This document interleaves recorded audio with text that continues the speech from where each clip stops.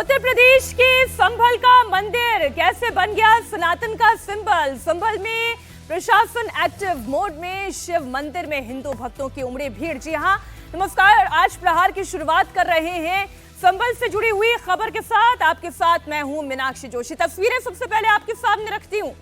संभल से आ रही तस्वीरें, जहां 46 साल के बाद जब मंदिर खुला तो महिलाएं भगवान का पूजन करने के लिए आरती की थाल लेकर पहुंच गई। बिजली चोरी के खिलाफ इस वक्त ताबड़तोड़ प्रशासनिक एक्शन जारी है। बिजली चोरी के सैकड़ों मामले उजागर हुए हैं।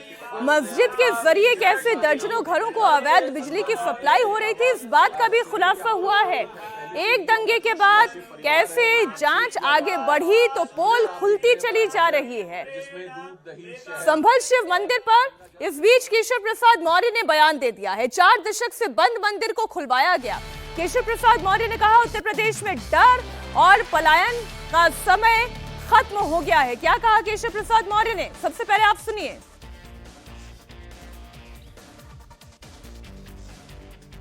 उत्तर प्रदेश के उप मुख्यमंत्री केशव प्रसाद मौर्य कहते हैं कि उत्तर प्रदेश में संभल में हनुमान जी का मंदिर, शिव का मंदिर 4 दशक से ज्यादा समय तक बंद रखा गया था, क्योंकि डर का माहौल था, भय का माहौल था। हिंदुओं को पलायन करने पर मजबूर किया गया था। लेकिन मंदिर खुलने के बाद लोग बेहद खुश हैं। वो राहत की सांस ले रहे हैं। उनकी आस्था आरती की थाल लेकर जो महिलाएं इस वक्त मंदिर के बाहर खड़ी हुई हैं, जो पूजन कर रही हैं, आप उनकी आंखों में देख सकते हैं। लेकिन केशव प्रसाद मौर्य ये कह रहे हैं कि एक डर का, एक भय का माहौल था। हिंदुओं को पलायन करने पर मजबूर किया गया था। मंदिर खुलने के बाद अब लोगों के अंदर खुशी दिखाई दे रही है। अब डर और पलायन का समय खत्म हो गया है।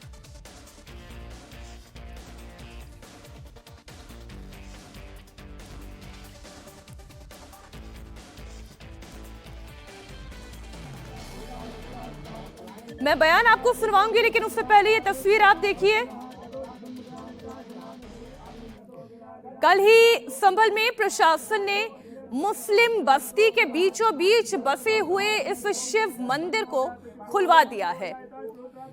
बरसों से इस पर धूल पड़ी हुई थी। मंदिर के कपाट बंद थे। लोग तो भूल भी गए थे कि यहाँ पर मंदिर था भी या नहीं था। लेकिन अब मंदिर खुल चुका है।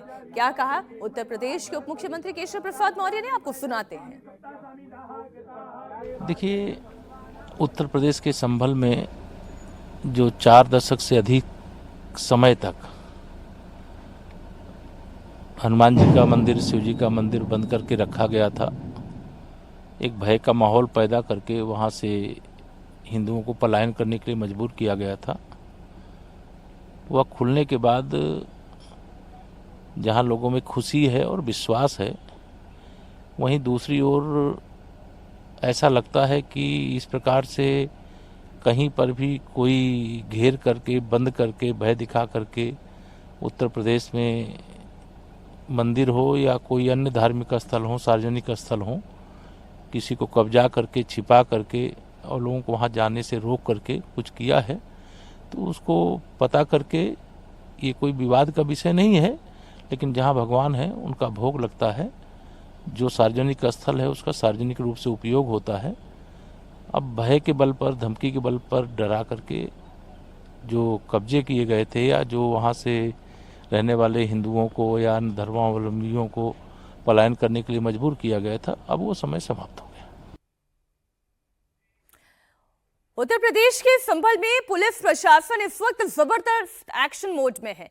संभल में मस्जिद का सर्वे हो रहा है और इस सर्वे के बाद जो हिंसा हुई, हिंसा के बाद जो एक्शन शुरू हुआ, इस पर जांच बैठाई गई, तो क्या क्या बातें निकलकर सामने आ रही हैं, आप एक एक करके जानेंगे तो खुद हैरान हो जाएंगे।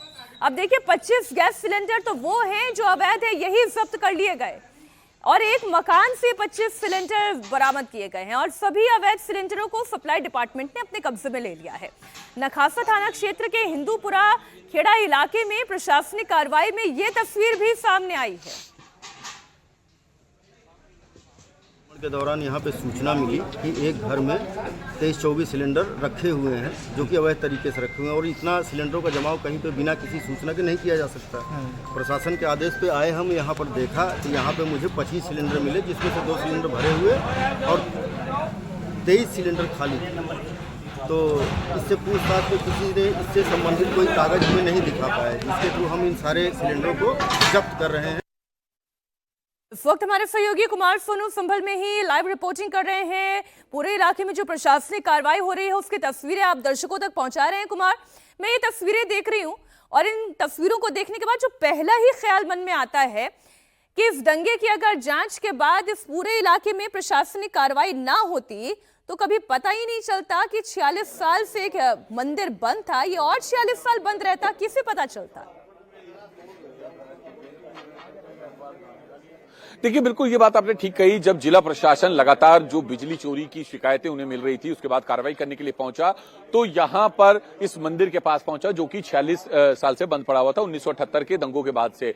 और आप ये देखें मीनाक्षी कि ये यहां तक जो है पूरी दीवार करके पूरे मंदिर को जो है कवर कर दिया गया था, लेकिन अब जो है इस इंक्रोचमेंट को हटाकर इस मंदिर को अतिक्रमण से मुक्त कराया है। पूजा वगैरह यहां पर हो रही है। सुबह जो है रुद्राभिषेक वगैरह हुआ। तमाम जो लोग हैं वो यहां पर पहुंच रहे हैं। कुछ जो पुजारी हैं मंदिर के, उनसे भी बात कर लेते हैं। क्या नाम है आपका? आचार्य ब्रजकांत मिश्रा। ये बताइए कि कब से मंदिर बंद था और कैसे? ये मंदिर गत 46 वर्षों से बंद है। 1978 में जो भी दंगा वगैरह हुआ था, जो भी उस समय झगड़ा हुआ था, उस झगड़े के बाद से ये मंदिर बंद है। क्योंकि उस समय जो यहाँ हिंदू थे ना, जो सेवा करते थे मंदिर के, जो पूजा पाठ करते थे, उनको यहाँ से हटा दिया गया था। तब से ये मंदिर बंद है। आपका क्या नाम है? शशिकांत शुक्ला। ये बताइए क्या महत्व है, कितना पुराना है ये मंदिर? देखिएगा, ये हमारे 68 तीर्थों में से एक तीर्थ है और इसका बहुत बड़ा महत्व है। जिन कन्याओं और वरों का विवाह नहीं हो पाता था, इस जल के कुएं के जल से स्नान करने से उनका विवाह अतिशीघ्र हो जाता था।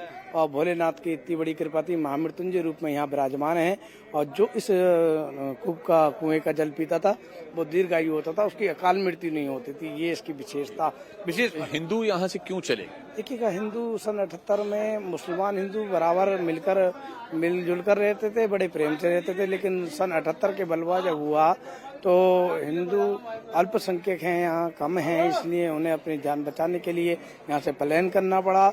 और कहा जाए कि उसके बाद इस मंदिर की देखभाल न होने के बाद तो बिल्कुल मीनाक्षी 78 के बाद से ये पूरा मंदिर बंद पड़ा था। और मैं आपको एक बार फिर तस्वीर दिखाऊं कि आप ये देखिए, मंदिर की जो आधी दीवार है वो पूरी कवर कर दी गई थी। इधर भी आपको, दूसरी तरफ भी आपको तस्वीरें दिखाऊं तो इधर अभी भी ये इस तरह का एक इलीगल जो कंस्ट्रक्शन है वो हुआ पड़ा है। दूसरी तरफ यानी कि पूरा चारों तरफ से ये दिखा रहे हैं कि अगर आप किसी एक बड़े कैंपस को अगर सालों से बंद रखें तो आसपास के लोगों के अंदर भी एक ऐसी भावना पैदा हो जाती है कि आज बंद था, कल भी बंद रहेगा, आगे भी बंद रहेगा, तो क्यों ना यहाँ पे अतिक्रमण कर लिया जाए। ये एक पहली थॉट जो नॉर्मल लोगों में आती है वो यही होती है। आपको मीनाक्षी मैं तस्वीरें दिखाऊं। मीनाक्षी आपको तस्वीरें दिखा रहा हूं। देखिए, यहाँ पर अभी बुलडोजर आया है। दरअसल जो मंदिर के ठीक सामने ये कुआं है और ये भी उतना ही पुराना है। आप देखिए कि इसकी चारों तरफ जो दीवार है, कुएं की दीवार है, वो पुरानी ईंटों से बनी हुई है। इससे इसका पुराना कितना है इसका अंदाजा लगाया जा सकता है। फिलहाल बुलडोजर यहाँ पर पहुंचा है। अब इस कुएं की खुदाई की जाएगी क्योंकि मंदिर से जुड़ा हुआ ये कुआं है। फिलहाल बुलडोजर को आने में थोड़ा सा समय अंदर लग सकता है क्योंकि सकरी गलियां हैं। और मंदिर के सामने जो कुआं बना था, कुएं के सामने ये घर था, इसका एग्जिट पॉइंट था। ये यहाँ पर बड़ा दरवाजा लगा हुआ था और यहाँ पर रैंप बनाकर इस कुएं को कवर कर दिया गया था। लेकिन अब उस रैंप को तो जो है पुलिस ने तोड़ा ही, प्रशासन ने तोड़ा ही। लेकिन अब जो यहाँ पर ये एंट्री है, ये भी प्रशासन की तरफ से कहने के बाद अब जिनका घर है वो ये बंद कर रहे हैं इस एंट्री को, क्योंकि इस कुएं को संरक्षित किया जाएगा। यहाँ पर जाल वगैरह लगाया जाएगा, लेकिन उससे पहले कुएं की खुदाई जो है प्रशासन करेगा ताकि एक बार फिर इसे जो है जीवित किया जा सके। तो ये तमाम प्रयास हैं और लोगों की आस्था से जुड़ा हुआ है। लोगों को जैसे जैसे पता चल रहा है, लोग यहाँ पर दर्शन करने के लिए पहुंच रहे हैं, पूजा करने के लिए पहुंच रहे हैं। सुबह बिल्कुल कुमारा बने रहे हमारे साथ, जो लगातार आप वहां से रिपोर्ट भेज रहे हैं, दर्शकों के सामने रख रहे हैं। एक तरफ संभल में हिंसा वाली जगह से अवैध सिलेंडर भी बरामद किया गया है, तो दूसरी तरफ आज फिर बुलडोजर एक्शन भी हो रहा है। नगर निगम और पुलिस की टीम संभल के शहरी इलाकों को लोकेट कर रही है। सरकारी संपत्तियों पर कब्जे के खिलाफ बुलडोजर गरज रहा है। नालों के ऊपर किए गए अवैध कंस्ट्रक्शन को हटाया जा रहा है। पहले से ही इन सभी एरिया में नगर निगम की ओर से नोटिस दिया जा चुका था। इसके अलावा प्रशासन बिजली चोरी पर भी शिकंजा कस रहा है। जिन लाउड स्पीकर्स को मानकों को ताक पर रख कर लगाया गया, उन पर भी कार्रवाई हो रही है। संभल में पुलिस प्रशासन का ताबड़तोड़ एक्शन जारी है। इस वक्त संभल में मौजूद हैं और संभल में जो अतिक्रमण है, जो अवैध निर्माण है, उस पर बुलडोजर चल रहा है। इस वक्त आप तस्वीरें देख रहे हैं कि ये तमाम जो अवैध निर्माण है, जो अतिक्रमण है, उस पर सरकारी बुलडोजर की कार्रवाई हो रही है। आप तस्वीरें देख सकते हैं। और कल भी हम आपको बता दें, कल भी इसी तरह से बुलडोजर चला था। जब अतिक्रमण हटाया गया था तो 150 साल से ज्यादा पुराना एक मंदिर अतिक्रमण की वजह से बंद पड़ा था और छुपा हुआ था, उसको भी जो है अतिक्रमण से मुक्त कराया। फिलहाल एक बार फिर जिला प्रशासन की तरफ से ये अतिक्रमण पर कार्रवाई की जा रही है। तस्वीरें आप देख रहे हैं, ये संभल का दीपा सराय इलाका है, जहां पर ये पूरी बुलडोजर की कार्रवाई हो रही है और कड़ी सुरक्षा के बीच हो रही है, ताकि किसी भी तरह से कोई भी विरोध ना हो और खासतौर पर जो लॉ एंड ऑर्डर है वो मेंटेन रह सके। तो आपको तस्वीरें हम दिखाएं।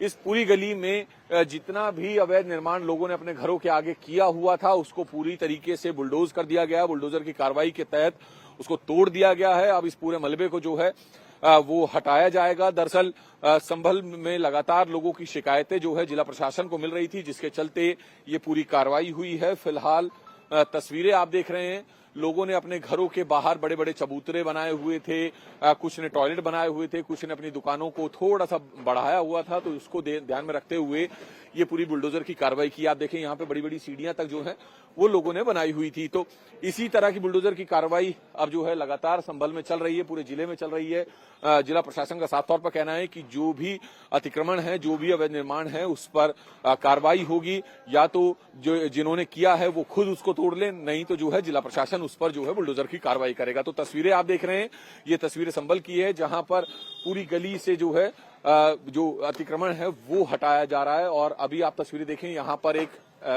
डेयरी थी और यहाँ से भी उसका भी चबूतरा वगैरह तोड़ा गया है। ये बड़े बड़े बोर्ड जो है बाहर लगाए हुए थे, जिसके चलते कार्रवाई हुई है। क्या नाम है आपका? जी नजाकत। ये बताइए कि ये खुद ही तोड़ रहे हैं आप? हाँ, खुद ही तोड़ रहे हैं, गंदगी की वजह। क्या नाम है आपका भाई? मेरा नाम अजमल है। अजमल साहब, ये बताइए क्यों तोड़ रहे हैं इसको? जी, ये नाला बंद था, सफाई में थोड़ी परेशानी थी, थोड़ा बेहतर सबके सफाई हो जाएगी तो बेहतर हो जाएगा। तो ये प्रशासन ने बुलडोजर भी चलाया है? जी, प्रशासन ने भी थोड़ा उन्होंने क्या रखा था, अलाउमेंट कर रखा था, उन्होंने टाइम दिया था थोड़ा। हाँ। फिर जब थोड़ा तोड़ना ही पड़ा, आपने जल्दी हमने खुद ही तोड़ दिया अपना। फिर बिल्कुल। तो कुछ लोग जो हैं अपने अतिक्रमण को खुद तोड़ रहे हैं, तो कुछ लोग जो हैं जो जिन्होंने नहीं तोड़ा है उन पर जो है बुलडोजर की कार्रवाई प्रशासन की तरफ से की जा रही है। और अब खबर सियासत की। आखिरकार महाराष्ट्र में फडणवीस कैबिनेट का आज विस्तार होने जा रहा है। नागपुर में शाम 4 बजे नए मंत्रियों की शपथ ग्रहण की तस्वीरें आप इंडिया टीवी पर देखने जा रहे हैं। जिन मंत्रियों को शपथ लेनी है उन्हें फोन आना शुरू हो चुका है। महाराष्ट्र बीजेपी अध्यक्ष चंद्रशेखर बावनकुले के साथ गिरीश महाजन, चंद्रकांत पाटिल मंत्री पद की शपथ लेने जा रहे हैं। साथ ही बीजेपी कोटे से राधाकृष्ण विखे पाटिल, मंगल प्रभात लोढ़ा, आशीष शेलार और पंकजा मुंडे शपथ लेंगी। जय कुमार रावल, पंकज भोयर, शिवेंद्र राजे भोसले, मेघना बोर्डीकर, नितेश राणे, माधुरी मिसाल, गणेश नायक, संजय सावकारे और आकाश वंटकर के पास भी फोन आ चुका है। ये वो नाम इस वक्त इंडिया टीवी पर आप देख रहे हैं जिन जिन के पास फोन जा चुका है। बीजेपी के कोटे के संभावित मंत्रियों की तस्वीर इस वक्त हम आपके सामने रख रहे हैं। सुधीर मुंगटीवार की बात कर ले। फडणवीस कैबिनेट में बेदाग चेहरों को ही मौका देने की तैयारी है। बीजेपी के साथ ही शिवसेना और एनसीपी के कुछ बड़े दिग्गजों का पत्ता कट सकता है। सूत्रों के मुताबिक मंत्री पद का फॉर्मूला भी तय कर लिया गया है। मंत्रिमंडल में कुल 43 मंत्री के पदों में से बीजेपी के पास 21 मंत्री पद बरकरार रहेंगे। शिंदे की शिवसेना को 12, अजीत पवार की एनसीपी को 10 मंत्री पद मिल सकते हैं। सबसे पहले भारतीय जनता पार्टी का शीर्ष नेतृत्व है, अध्यक्ष हमारे माननीय अमित भाई है, माननीय देवेंद्र जी है, बावनकुले जी, सबका आभार कि मुझे आज मैसेज आया है। मैं एक फ्लाइट से अभी लैंड हुआ हूँ और हवा में ही मुझे मैसेज मिला कि भाई आपको शपथ लेना है, वोट लेना है। इसके लिए सभी पदाधिकारी उनका तो मैं आभार व्यक्त करता हूँ और आज 4 बजे शपथ लेने के लिए मुझे कहा गया है। सीनियर मराठा नेता राधाकृष्ण विखे पाटिल भी मंत्री बनने जा रहे हैं। विखे पाटिल लगातार 8वीं बार शिरडी से चुनाव जीते हैं। विखे पाटिल से बात की हमारे संवाददाता सचिन चौधरी ने। ये कोई आसान काम नहीं होता है, लगातार एक ही कॉन्स्टिट्यूएंसी से लगातार जीतना, और शिरडी से लगातार 8वीं बार चुनाव जीते हैं राधाकृष्ण विखे पाटिल। ऐसे में उनके मंत्री बनना भी तय ही माना जा रहा है।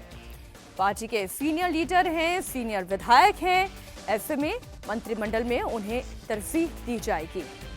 बीजेपी के कोटे से 21 मंत्री बनाए जा रहे हैं, उनमें से एक एक नाम सारे आपके सामने रख रहे हैं। अब वो नाम जरा बड़ी स्क्रीन पर मैं आपके सामने ले आती हूँ। राधाकृष्ण विखे पाटिल, फडणवीस कैबिनेट विस्तार में एक नाम इनका भी। पार्वती, आपको जानकारी दे दें, पुणे के 4 बार की बीजेपी विधायक माधुरी मिसाल भी कैबिनेट में शामिल की जाएंगी।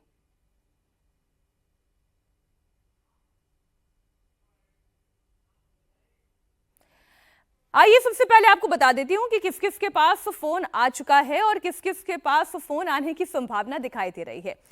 दरअसल बीजेपी जो सबसे बड़ा दल है इस पूरे गठबंधन में, उनके पास 21 सीटें जा रही हैं, यानी कि 21 पद जा रहे हैं।